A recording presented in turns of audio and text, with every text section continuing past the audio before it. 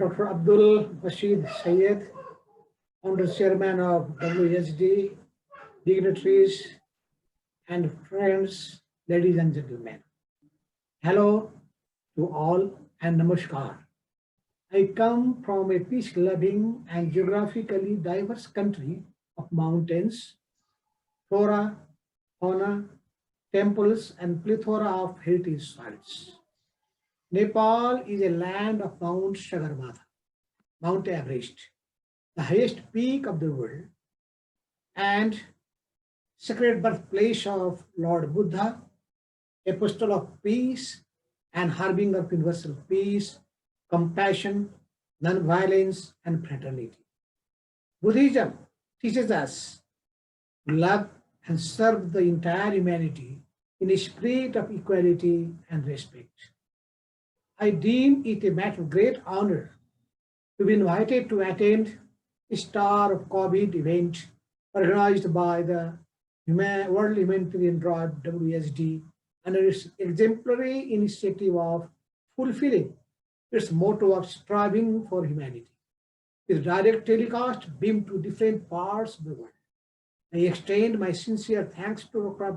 Abdul Rashid Sayed, founder chairman, for hosting such an important program and take the most rightful step towards pulling the ideas of so many enlightened people. I join the WSD chairman and his team of associates to extend my greetings, felicitations, and best wishes to the global audience and affirm my solidarity with all of you who have been engaged in confronting such an untoward situation fraught with challenges and problems. Let me, first of all, extend sincere congratulations to all those winners who have been selected for the Global Humanitarian Award. I am at the same time doubly happy in the sense that I have been privileged to share my personal thoughts with you as the chief guest, and also accept the people, the Patron of Humanity Award amidst such a glittering audience of a galaxy of notable people from across the globe. As I felicitate all our friends who are now zoomed to this event, I think it my bounden duty to thank with due appreciation the chairman and office bearers of the WSD for finding me appropriate in conferring such a distinguished award. Dignitaries and distinguished friends, the world is facing unprecedented crisis in terms of the onslaught of COVID-19, affecting practically all sections of the society in all countries, developed or developing, technologically advanced or backward, rich or poor, socialist leaning or capitalist oriented, and big or small. It has already engulfed the entire world and caused great sufferings to humanity. The virus knows no border. Pandemic does not distinguish between ethnicities, races, classes, and economic, social, or political system. As the means and methods of preventing and tackling this problem that has already afflicted more than 10 million people with almost 500,000 deaths are still in the drawing board of testing, experimentations, and research and development activities are going on in a proverbially feverish manner. The deadly virus has posed a great challenge to the entire humanity. COVID-19 has emerged as the live and potent issue with far-reaching repercussions and consequences on the entire system of global governance. While the humanity is confronting the problems of quarantine, isolation, contact tracing, and lockdown with huge influx of infected people, medical facilities, and personnel are literally overwhelmed to cope with the situation. As I salute the frontline workers who are engaged in tackling the problem in terms of medical facilities, security, and administration, I pay tribute to those who sadly lost their lives and wish speedy recovery for those who have been undergoing supervision both at home and health facilities. Esteemed friends and participants, coming to the status of my own country, Nepal, we have been massive. We have seen a massive spike of the COVID-19 positive cases, already crossing 12,000, with 28 deaths, posing great challenge to our subsistence level of health facilities in recent weeks. While the government of Nepal is trying to cope with the situation through both institutional and supervisory mechanisms, free flow of people at the border is the major challenge we have to confront in terms of massive bottlenecks in the form of swab collection, testing, isolation, contact tracing, quarantine, both at home and government facilities, and lockdown with tail effect on our national economy that has a limited resource base. The infrastructure related to health and logistics, human resource capabilities, and supplies of critical materials in case of massive outbreak are utterly limited. The situation has become more complicated in the sense that we had just started to have encouraging signals in terms of improved economic growth after formation of this new government following years of domestic strife, political transition, and instability. We thank friendly governments and organizations, both at home and abroad, for generous support to our efforts to contain and control the crisis. While the virus has While the virus was first located in Wuhan, China, it has now spread as a dangerous pandemic practically across the whole world. China and only a few countries seem to be able to at least greatly contain, if not totally eradicate, the menace of the COVID-19. As I said, the origin of this serious humanitarian crisis can be traced to China. Let me draw the attention of this august audience to the meaning of crisis that has two characters in Chinese language. I understand that the first means danger and the second denotes opportunity. In this context, I am of the view that every crisis comes up with a blend of both challenge and opportunity. There is no other way than facing the challenge squarely in a globally united manner. At the same time, we should explore all avenues for the service of the humanity so that the menace posed by the virus is turned into an opportunity for promoting and enhancing the good cause of humankind. In this context, I have no doubt that institutions like WSD have a major role in both awakening people about the dangers and challenges that await the entire human community.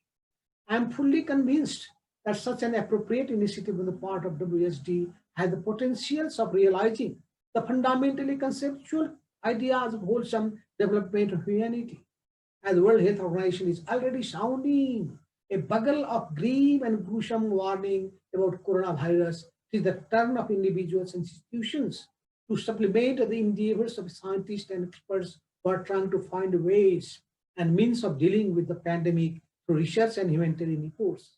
After all, the world has faced such pandemics in the past too, albeit in a specific area or a group of countries, unlike the prevailing scenario of global onslaught of the virus. Since the world community is in the same boat, particularly facing the threats caused by COVID-19, there is no other way to fight such threats except fighting together. We need to realize that in crises like these, no country alone is safe until the whole universe is safe. This pandemic also taught us that despite geopolitical boundaries, the world is more closely connected than what we thought, and that we need to nurture a relationship based on mutual collaboration, interdependence, and harmony to achieve mutual prosperity for all. Love, affection, respecting, and assisting each other should be the motto of our universal values. We have to replace hate with respect, hurt with heal, destroy with create, and divide with unite. This challenge can be faced by collaboration, understanding, mutuality, sharing and caring between and among the people of different nation states. No any single country would be able to handle the colossal socio-economic challenge of post-COVID-19 in isolation. I am fully convinced that this can only be achieved to a new architecture of global governance based on consolidated wisdom of people, irrespective of their beliefs and systems. With this optimistic note, let me once again thank the organizers for giving me such a unique opportunity to interact with you all and wish the event all success. I'm sure we will be able to welcome all of you to Nepal on a holiday here sooner than later after the impact of the crisis is lessened as our country falls under the list of must visit places of the world at least once in everyone's lifetime. Friends and dignitaries, finally, to say goodbye to you all, let me again use our traditional and now COVID-19 compliant system of Namaskar to you all. Thank you and wish all of you fully safety and happiness. Thank you. Thank you very much. Would like to appreciate WSD for selecting very eminent people from all over the world to choose the people, the best one among all the best among the best is very difficult task.